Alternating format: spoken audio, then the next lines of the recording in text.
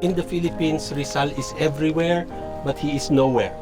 Every town, plaza, there's a statue of him. Although I know Rizal very well, it was only tracing him here in Germany that I learned to understand a lot of what he was saying in his letters and also to understand what he was going through. We will walk a pilgrimage and follow Rizal's route, and I hope that by the end of we will learn, we go on through life, we see many things, but we do not notice.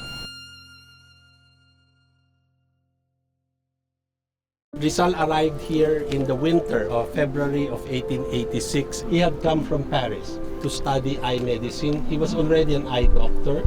Here it was more diagnosis. He did not really operate. It was in the Jesuit Ateneo, which was a high school where Rizal got his flair for languages. In his courses, he had 3 years. It's always Spanish, Latin, Greek. When he was here in Germany, he wanted to talk to the German students, but he did not know any German. He spoke in Latin until someone came who knew French. He was able to do this very, very well. You must remember, in the Spanish period, a Filipino is a Spaniard who's born in the Philippines.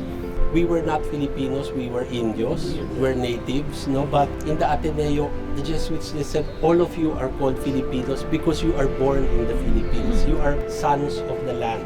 And so in 1879, at 18 years old, Rizal wrote one of his poems to the Philippine youth about becoming the hope of the motherland. Very, very early on, the whole idea of nation starts to begin in Rizal, and it's thanks to the Jesuits who trained him.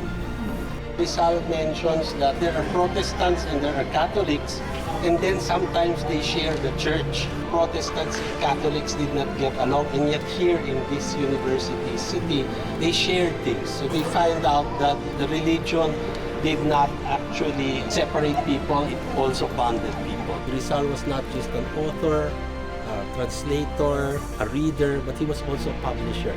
And most people do not notice. He wrote the last line of Noli Me Tangere in Berlin, date 1887. Rizal called it Novela Tagalog, a Tagalog novel. So in the first novel published, he's talking about just Tagalog speaking people, the people he grew up with, his own ethno-linguistic group. But the second novel was printed in Brussels. In 1891, he published Subversion, El Filibusterismo, and he called it Novela Filipina. So from 1887 to 1891, you see the change, his thinking of an entire nation.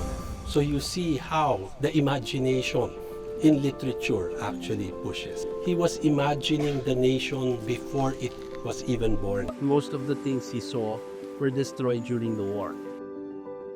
I think they were able to negotiate with the city to name this place the Rizal Ufer, and then they installed this, which has an excerpt from the poem To the Flowers of Heidelberg. So it's a memorial to Rizal's stay and what he did here.